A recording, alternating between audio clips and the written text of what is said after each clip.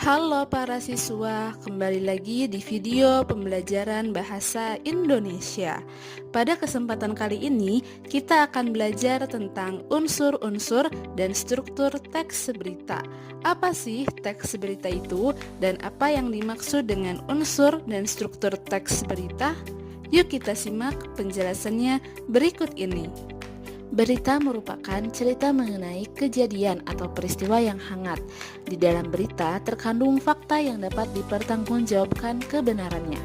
Berita disajikan berurutan dari yang terpenting, lalu berlanjut ke bagian yang nilai pentingnya semakin berkurang. Lalu, apa saja unsur-unsur teks berita? Unsur-unsur teks berita dapat kita rangkum dalam kata adiksinda. A. Apa? Di mana, K kapan, Si siapa, M mengapa, dan Ba bagaimana. Unsur-unsur kata tanya ini untuk memastikan bahwa berita menyampaikan informasi yang komprehensif dan menjawab pertanyaan-pertanyaan dasar pembaca.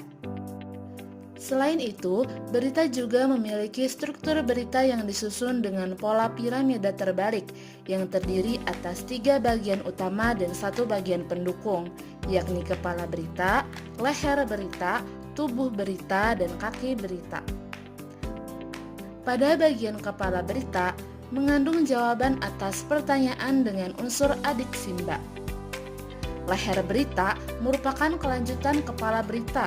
Unsur berita dikembangkan lebih jauh dan luas pada bagian ini. Sedangkan pada bagian tubuh berita menjabarkan lebih rinci gagasan yang terdapat pada bagian sebelumnya, yakni kepala dan leher berita. Adapun bagian berikutnya disebut kaki berita karena memuat kesimpulan berita dan informasi yang tidak terlalu penting. Sekarang, coba perhatikan contoh teks berita berikut ini.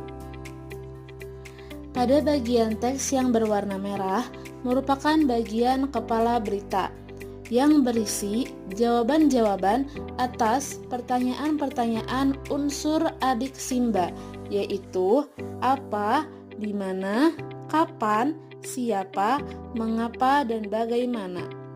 Apa peristiwa yang terjadi dalam berita tersebut, yaitu calon gubernur Jawa Barat Pilkada 2024 nomor urut 4 merespon hasil quick count Pilkada Jabar dengan mengeluarkan pernyataan bahwa hasil tersebut masih di bawah ekspektasi meski ia unggul dalam perolehan suara.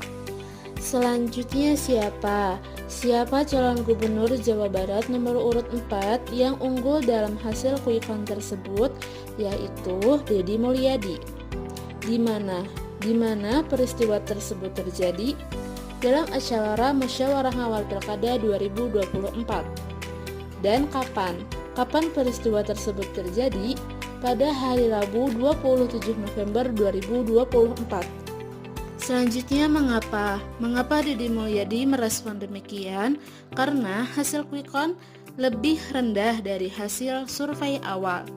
Dan bagaimana Deddy Mulyadi mengungkapkan hal tersebut melalui pernyataan langsung, mengungkapkan bahwa berbahagia ya walaupun ekspektasinya 80% karena survei awalnya kan 81%. Dan pada bagian selanjutnya yang ditandai dengan teks berwarna biru merupakan bagian leher berita yang mengungkapkan pernyataan lain Deddy tentang Pilkada Jabar. Hal ini menjadi pengantar pada bagian selanjutnya, yaitu tubuh berita. Selanjutnya pada bagian teks yang berwarna ungu adalah bagian badan berita yang menggambarkan lebih rinci gagasan dari bagian leher dan kepala berita, seperti menjelaskan tentang bagaimana Deddy mampu memperoleh suara yang banyak dari masyarakat, baik secara real count ataupun quick count. Selanjutnya, bagian terakhir teks berita yang berwarna hijau merupakan bagian kaki berita. Pada bagian ini berupa informasi tambahan terkait dukungan koalisi partai yang didapatkan oleh Deddy dan Erwan. Fakta menarik. Kalian tahu bahwa bersikap kritis terhadap informasi yang kalian dapatkan dari sebuah berita akan mampu menghindari kalian dari mempercayai berita hoax loh. Selain itu, dengan berpikir kritis akan mampu membantu kalian memahami berita dan informasi yang kalian dapatkan secara lebih mendalam. Jadi, menurutmu bagian mana yang paling menarik dari teks berita yang telah kita bahas sebelumnya? Dan bagaimana ya kondisi sosial saat diproduksinya berita tersebut? Mari kita coba telaah kembali.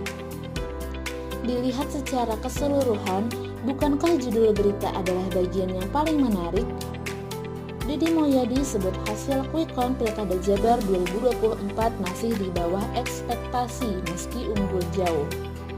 Wah, kenapa ya Deddy Mulyadi mengaku hasil quick count-nya di bawah ekspektasi meski unggul jauh dari para lawannya? Kita coba lihat kondisi sosial masyarakat saat proses produksi berita tersebut.